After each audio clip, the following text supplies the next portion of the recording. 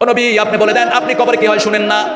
তবে শুনে কারা? প্রাণীরা শুনে, গরু শুনে, ছাগল শুনে, এগুলো কবরের উপরে বাঁধবেন না, দড়ি ছিঁড়ে এগুলো পালিয়ে যায়।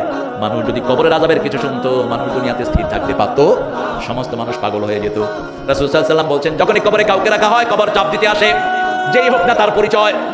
কবর ছোট হতে থাকে, সামনের দিক থেকে আসে, পিছন দিক থেকে আসে, মাথার দিক থেকে আসে।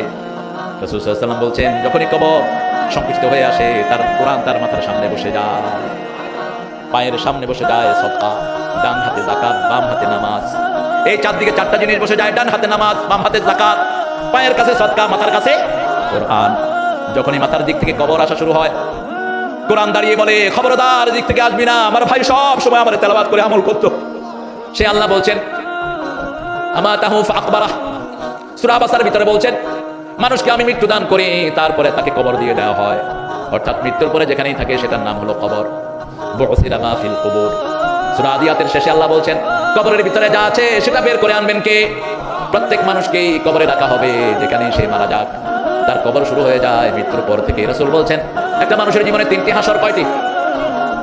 তিনটি কিয়ামত আসবে একটা মানুষের জীবনে। ইদা মাতাল ইনসান কাদ কামাত কিয়ামাতুহু, যখন মানুষ মারা যায় তার কিয়ামত শুরু হয়ে যায়। মারা গেলেই আপনার কিয়ামত শুরু। দ্বিতীয় হলো বংশের কিয়ামত, তৃতীয় হলো দুনিয়ার কিয়ামত।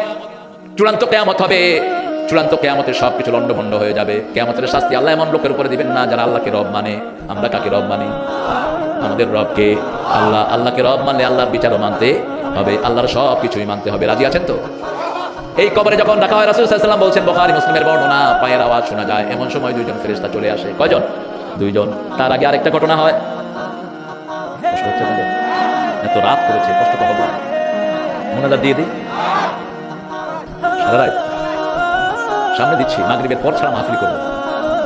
এসার পরে রাসূল কখনো কথা বলেননি, কোন নবী কথা বলেন না এসার পরে। আপনাদের কষ্ট হচ্ছে, মায়েদের আরো কষ্ট। গত বছরে ডাবল করেছে প্যান্ডেল, এটাও বড় ওটাও বড়, তারপরে দেখেন মানুষ দাঁড়ানো বাড়ি। এটা কোরআনের বরকত, এটা কোনো মানুষের বরকত নয়। কোরআনের জন্য জায়গা হয় না, বহু জায়গায় মাহফিল করতে দেওয়া হয় না। যারা দেয় না কোরআনের কথা বলতে, এরা কাফের, কাফের, কাফের।